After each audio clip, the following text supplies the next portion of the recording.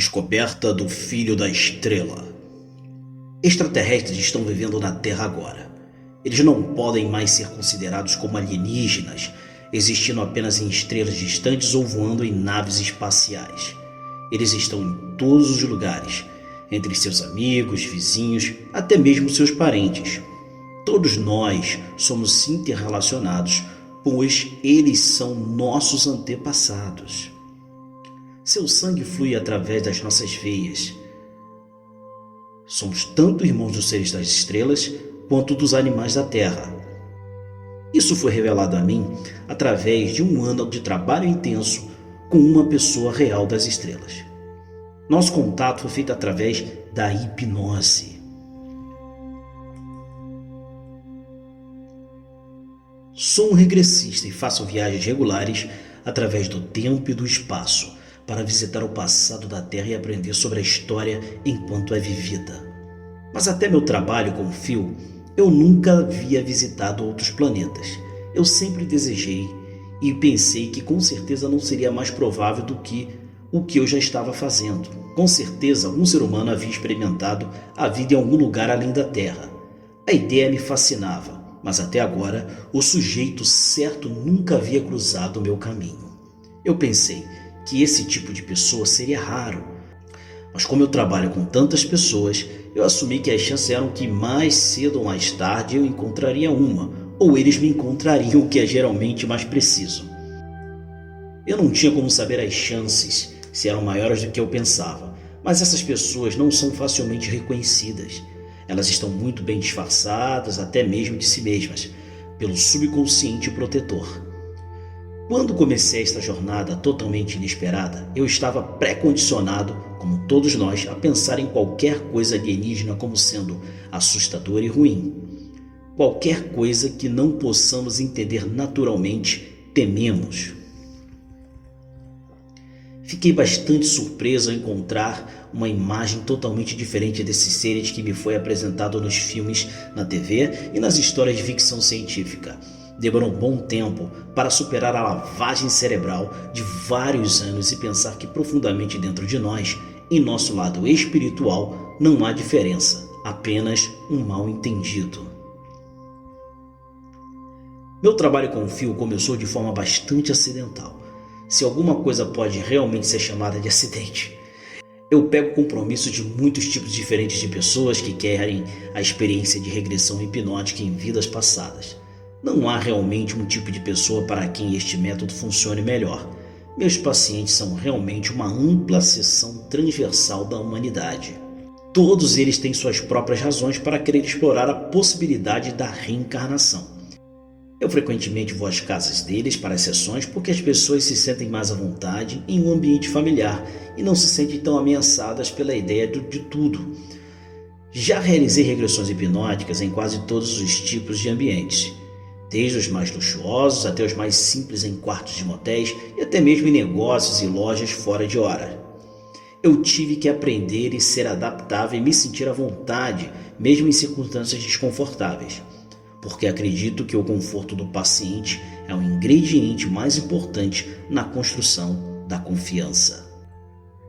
Meu trabalho neste campo em comum me levou a alguns lugares estranhos e eu finalmente tive que estabelecer uma linha, uma regra. Eu viajava tão longe que estava levando mais tempo para dirigir do que para fazer o trabalho. Então estabeleci um limite e não viajaria mais do que cerca de 50 milhas, 80 quilômetros aproximadamente.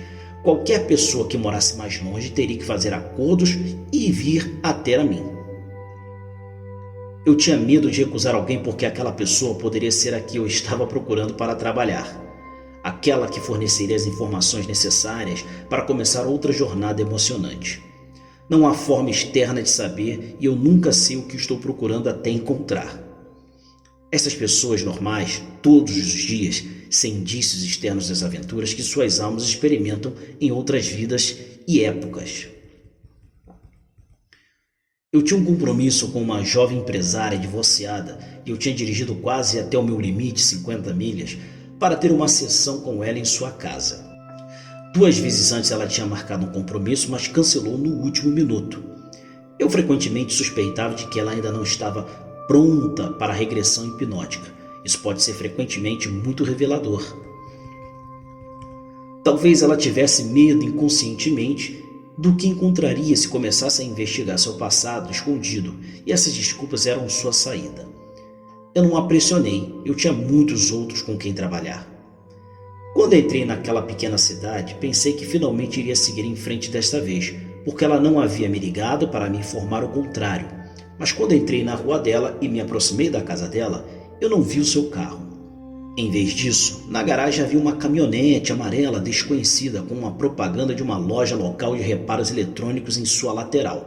Meu primeiro pensamento foi que ela tinha esquecido o nosso compromisso e que estava ali fazendo qualquer tipo de conserto da sua TV. Seria típico dela e eu sabia que não poderia realizar uma sessão hipnótica em tal atmosfera.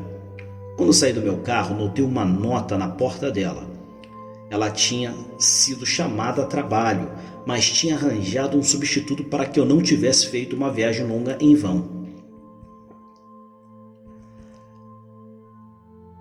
A nota dizia que meu sujeito, Phil, estava esperando lá dentro. Era de sua natureza fazer algo assim na última hora, então não fiquei totalmente surpreso. Assim meu sujeito seria um estranho total, o que não é ideal. Eu não esperava muito da sessão. Novos sujeitos podem ser difíceis de trabalhar, especialmente se não tiverem conhecimento anterior de hipnose. Sua guarda provavelmente estaria alta, me refiro à guarda do subconsciente, e supunha que a maior parte da sessão seria estabelecendo confiança e conexão, o que é tão importante em um relacionamento de trabalho desse tipo. Eu esperava plenamente que isso seria uma experiência única e provavelmente nunca mais veria Phil. Phil acabou sendo um jovem de 28 anos, de cabelos escuros e bonito, calado e suspeitava de que era um pouco tímido. Mais tarde, descobri que isso era apenas uma segurança quieta. Ele tinha sua própria loja de reparos eletrônicos, que operava na garagem dos pais. Era de uma família grande, um dos 5 filhos e morava em casa, além de algo peculiar, porque ele era gêmeo, ou seja, idêntico. Com o tempo descobri muito sobre Phil. Ele aparentemente tinha pouco interesse em meninas e nunca tinha tido um relacionamento sério, que era surpreendente, pois era bastante atraente. Ele passou algum tempo na Marinha, onde aprendeu eletrônica. Uma das primeiras coisas que as pessoas me perguntam sobre um excelente assunto é sobre suas crenças religiosas.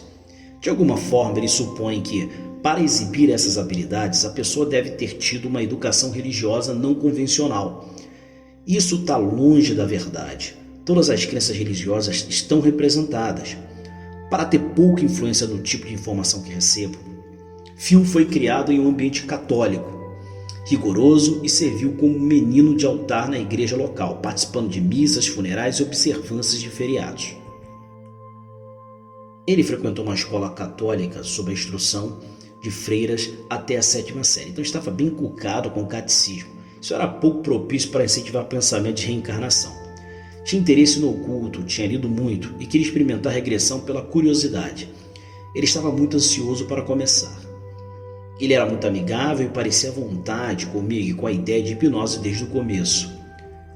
A primeira sessão aconteceu como eu suspeitava que aconteceria, embora ele tenha entrado facilmente em um nível médio de transe.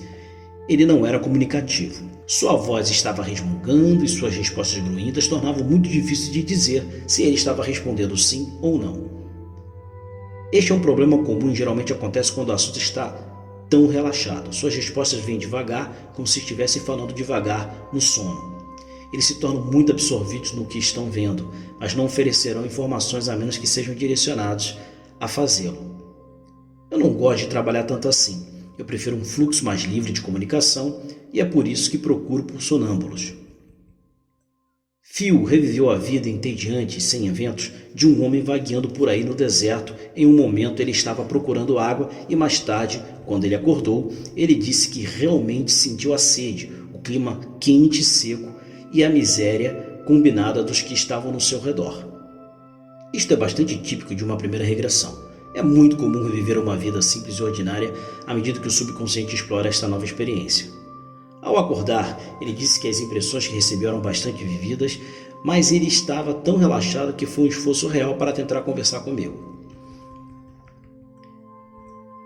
Ele disse que agora sabia como era ser velho, porque realmente se sentiu assim no final da vida do homem, velho e cansado e esgotado.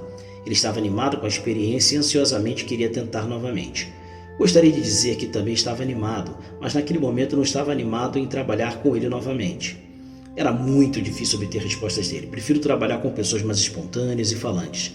Mas se alguém quiser fazer esse tipo de trabalho, geralmente concordo.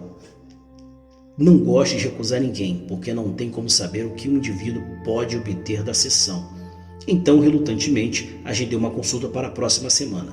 Supus que depois de algumas sessões, sua curiosidade seria satisfeita e poderia retomar a procura por assuntos mais produtivos.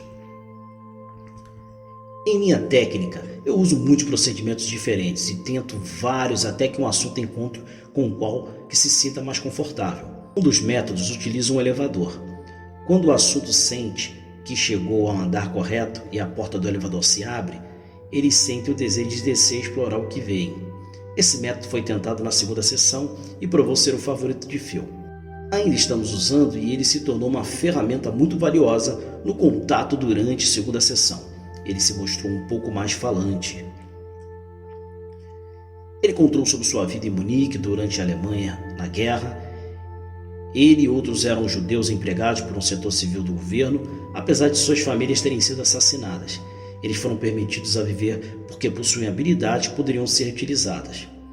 Eles tinham que usar pulseiras identificadoras, o que era considerado insultuoso.